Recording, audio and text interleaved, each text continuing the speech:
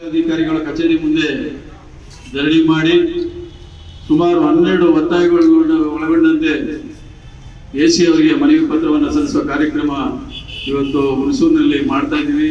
ಇದು ಏನು ಮೈಸೂರು ಮಾತ್ರ ಅಲ್ಲ, ಇವತ್ತು ಕರ್ನಾಟಕ ರಾಜ್ಯದ ಎಲ್ಲ ಕೇಂದ್ರ ಕಚೇರಿಗಳಲ್ಲಿ ಇವತ್ತು ರೈತ ಸಂಘದ ನೇತೃತ್ವದಲ್ಲಿ ಮನವಿ ಪತ್ರವನ್ನು ಸಲ್ಲಿಸ್ತಾ ಇದ್ದೀವಿ. ಅದರಲ್ಲಿ ಏನು ಅಂತಂದ್ರೆ ಪ್ರಮುಖವಾಗಿ ಕೇಂದ್ರ ಮತ್ತು ರಾಜ್ಯ ಸರ್ಕಾರ ತೈಲ ಬೆಲೆ ಹೆಚ್ಚು ಮಾಡಿ ಇವತ್ತು ರೈತರಿಗೆ ಸಾರ್ವಜನಿಕರಿಗೆ ತೊಂದರೆ ಆಗ್ತದೆ, ಅದನ್ನು ಕಡಿಮೆ ಮಾಡಬೇಕು ಅನ್ನೋದು ಕೂಡ ಪ್ರಮುಖವಾದ ಒತ್ತಾಯ. ಜೊತೆಗೆ ಕೇಂದ್ರ ಸರ್ಕಾರ ರಾಸಾಯನಿಕ ಗೊಬ್ಬರನ ಇವತ್ತೇನು ರೈತರು ರಾಸಾಯನಿಕ ಗೊಬ್ಬರದ ಸಂಬಂಧನೇ ಇಟ್ಕೊಂಡಿರ್ಲಿಲ್ಲ, ಇವತ್ತು ಸಾವಯವ ಕೃಷಿ ಮಾಡಿ ಅಂತ ಹೇಳಿ ಇವತ್ತು ಮತ್ತೆ ಒತ್ತಾಯ ಮಾಡಿ ರೈತರಿಗೆ ಸಾವಯವ ಕೃಷಿ ದಿಕ್ಕಲ್ಲಿ ಕರೀತಾ ಇದ್ದಾರೆ. ಆದ್ರೆ ಯಾರು ರಾಸಾಯನಿಕ ಗೊಬ್ಬರ ಪರಿಚಯ ಮಾಡಿಸುವಂತ ಸರ್ಕಾರ ಇವತ್ತು ದಿನ ದಿನ ಅದರ ಬೆಲೆ ಗಗನಕ್ಕೆ ಹೋಗ್ತಾ ಇದೆ ಮತ್ತು ವಿಪರೀತ ಅದರ ಕಳ್ಳ ಒಂದು ಏನು MRP ರೇಟ್ ಇದಕ್ಕಿಂತ ಹೆಚ್ಚು ಅಧಿಕವಾಗಿ ಮಾರಾಟ ಮಾಡ್ತಾ ಇದೆ. ಅದರಲ್ಲೂ ಕೂಡ ಹುಣಸೂರು ಪ್ರಿಯಾಪಟ್ಟಣ ಕೋಟೆ ನೆರೆ ರಾಜ್ಯ ಆಗಿರುವಂತ ಕೇರಳಕ್ಕೆ ಹೆಚ್ಚು ಅದು ಯೂರಿಯಾನ, ಯಾಕೆಂದ್ರೆ ಯೂರಿಯಾಕ್ಕೆ ಅಧಿಕವಾದ ಸಬ್ಸಿಡಿ ಸರ್ಕಾರ ಸಹಾಯಧನ ಇದೆ. ಆ ಸರ್ಕಾರ ಅದು ಯೂರಿಯಾ ಕೃಷಿಗೆ ಅದು ಬಳಸಬೇಕು. ಆದ್ರೆ ಇವತ್ತು ಕೃಷಿಗಿಂತ ಹೆಚ್ಚಾಗಿ ಕೇರಳ ರಾಜ್ಯದಲ್ಲಿ ಪ್ಲೇವುಡ್ ಉತ್ಪಾದನೆ ಮಾಡಲಿಕ್ಕೆ ಯೂರಿಯಾದ ಅವಶ್ಯಕತೆ ಇರೋದ್ರಿಂದ ಹೆಚ್ಚು ಯೂರಿಯಾ ಇವತ್ತು ಸಾಗಾಣಿಕೆ ಆಗ್ತಾ ಇದೆ ಮೇಡಮ್. ಇದ್ರ ಬಗ್ಗೆ ಹಲವಾರು ಪ್ರಕರಣ ಕೂಡ ಇಲ್ಲಿ ದಾಖಲಾಗಿದೆ ಹುಣಸೂರಿನಲ್ಲಿ, ಪ್ರಿಯಾಪಟ್ಟಣದಲ್ಲಿ, ಕೋಟೆಯಲ್ಲಿ.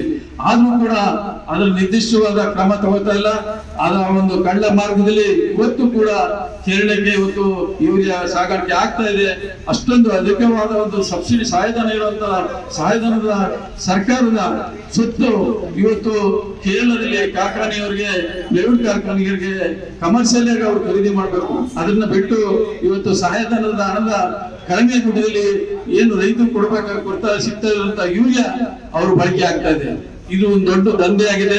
ಅದಕ್ಕೆ ತಾಲೂಕು ಏನು ವಿಭಾಗಾಧಿಕಾರಿಗಳು ತಾವಿದ್ದೀರಿ, ತಾವು ಕೂಡ ಇದ್ರ ಬಗ್ಗೆ DC ಅವರಿಗೆ ಮತ್ತು ಇಲ್ಲಿ 3 ತಾಲೂಕಿಗೆ ನೀವು ಸಂಬಂಧಪಟ್ಟಾಗಿರೋದ್ರಿಂದ ಈ ರಾಜ್ಯದ ತಾಲೂಕು ನೆರೆ ರಾಜ್ಯದ ಭಾಗದಲ್ಲಿರುವಂತಹ ಅಧಿಕಾರ ಕೂಡ ನೀವು ನಿಮ್ ಕೈಲಿರೋದ್ರಿಂದ ಆ ಒಂದು ನಿಯಂತ್ರಣ ಮಾಡುವಂತದಕ್ಕೆ ಗಮನ ಹರಿಸಬೇಕು. ಮತ್ತು ಇನ್ನು ತಾಲೂಕಿನ ಹಲವಾರು ಸಮಸ್ಯೆಗಳಿದೆ. ಮತ್ತೆ ಅದರಲ್ಲಿ ಪ್ರಮುಖವಾಗಿ ಈ ತಾಲೂಕಿನಲ್ಲಿ ಮತ್ತು ಕೋಟೆ ತಾಲೂಕಿನಲ್ಲಿ ಕಾಡಂಚಿನಲ್ಲಿರುವಂತಹ ಭೂಮಿ 50-70 ವರ್ಷಗಳಿಂದ ಉಳುಮೆ ಮಾಡ್ತಾ ಇದ್ದಾರೆ. ಈಗಾಗಲೇ 50 ವರ್ಷ ಸಾಗುವಳಿನೂ ಕೂಡ ಪಡ್ಕೊಂಡಿದ್ದಾರೆ. ಈಗ ದುರಸ್ತಿ ಕಾರ್ಯ ಮಾಡಬೇಕು ಹೋದಂತ ಸಂದರ್ಭದಲ್ಲಿ ಅವರ ಅರಣ್ಯ ಅಧಿಕಾರಿಗಳು ಅದಕ್ಕೆ ತಕರಾರು ಮಾಡಿದ್ದಾರೆ. ಅದು ಯಾತಕ್ಕೆ ಮಾಡಿದ್ದಾರೆ, ಯಾಕೆ ಅಂತಂದ್ರೆ ಈ ಒಂದು ಸರ್ವೆ ಭೂಮಿ ಇನ್ನೂ ಕೂಡ ಅರಣ್ಯ ಇಲಾಖೆಯಿಂದ ಬಿಡುಗಡೆಗೊಳಿಸಿಲ್ಲ. ನಾವು ಸರ್ವೆ ಮಾಡೋದಕ್ಕೆ ನಮ್ಮ ಇದಿದೆ, ಅಡಚಣೆ ಇದೆ, ನಮ್ಮ ಅಬ್ಜೆಕ್ಷನ್ ಇದೆ ಅಂತ ಹೇಳಿ ಈಗಾಗಲೇ ಅದರ ಸ್ಥಗಿತ ಆಗಿದೆ. ಈಗ ಅದರ ಬಗ್ಗೆ ನಾವು ರೈತರು ಏನ್ ಮಾಡಬೇಕು, ಅದನ್ನ ಯಾರಿಂದ ಆಗ್ಬೇಕು, ನಿಮ್ಮಿಂದ ಆಗ್ಬೇಕು. ಅದರಿಂದ ಈಗಾಗಲೇ ನಿಮ್ಗೆ ಪ್ರತ್ಯೇಕವಾಗಿ ಕೂಡ ಒಂದು ಮನವಿ ಪತ್ರವನ್ನು ಕೂಡ ಕೊಡ್ತಾ ಇದ್ದೀವಿ.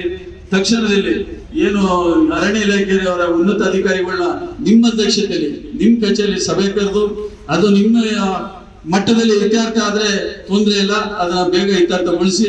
ಇಲ್ಲ ನಿಮ್ಮ ಮಟ್ಟದಲ್ಲಿ ಆಗ್ಲಿಲ್ಲ ಅಂತಂದ್ರೆ ಸರ್ಕಾರ ಮಟ್ಟಕ್ಕೆ ಆಗಬೇಕಾದ್ರೂ ಕೂಡ ಆ ಗೊಂದಲಕ್ಕೆ ಏನು ಪರಿಹಾರಕ್ಕೆ ಏನು ಶಿಫಾರಸು ಮಾಡಬೇಕು ಅದು ತಮ್ಮಿಂದ ಆಗ್ಬೇಕು ಮೇಡಮ್. ಇದು ಭಾರಿ ಸಮಸ್ಯೆ ಇದೆ ರೈತರಿಗೆ.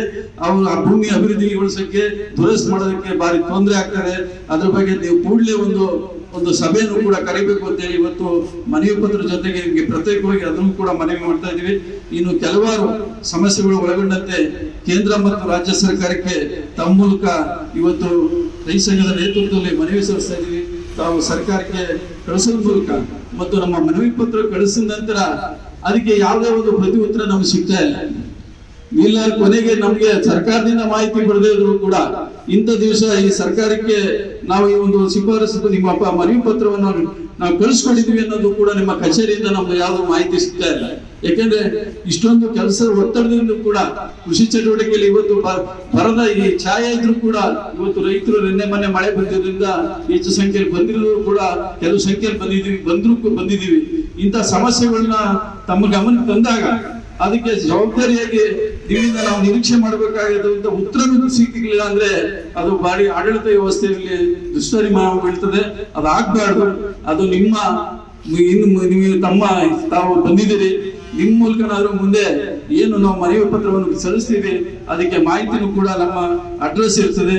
ತಾಲೂಕು ಅಧ್ಯಕ್ಷರಿರ್ಬೋದು, ಜಿಲ್ಲಾ ಅಧ್ಯಕ್ಷರಾಗಿರ್ಬೋದು, ಏನು ರೈತ ಸಂಘದ ಒಂದು ಕಚೇರಿಗೆ ಆಗ್ಬೋದು, ನಮ್ಗೆ ನಿಮ್ಮ ಅಧಿಕಾರಿಗಳಿಂದ ಒಂದು ಏನು ಅದಕ್ಕೆ ಒಂದು ಪ್ರತಿ ಉತ್ತರ ಕೊಡುವಂತ ಕೆಲಸ ಇನ್ ಮುಂದೆ ನಿಮ್ಮ ನೇತೃತ್ವದಲ್ಲಿ ಆಗ್ಲಿ ಅಂತ ಈ ಮನವಿ ಪತ್ರವನ್ನ ನಮ್ಮ ಜಿಲ್ಲೆ ತಾಲೂಕಿನ ಪ್ರಧಾನ ಕಾರ್ಯದರ್ಶಿ ರಾಮೇಗೌಡರು ಓದೋದ್ ಮೂಲಕ ಎಸಿ ಮೇಡಮ್ ಅವರಿಗೆ ಮನವಿ ಪತ್ರವನ್ನು ಸಲ್ಲಿಸುವಂತ ಕೆಲಸ ಮಾಡಬೇಕು ಅಂತ ವಿನಂತಿ ಮಾಡ್ತಾರೆ. ಯಾತಕ್ಕಾಗಿ ಹೋರಾಟ?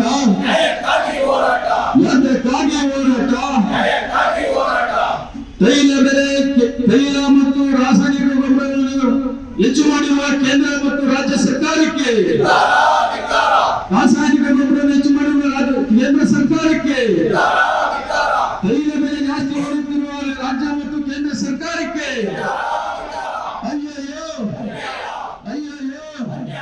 ಕರ್ನಾಟಕ ರಾಜ್ಯ ರೈತ ಸಂಘಕ್ಕೆ ಬೇಕೇ ಬೇಕು.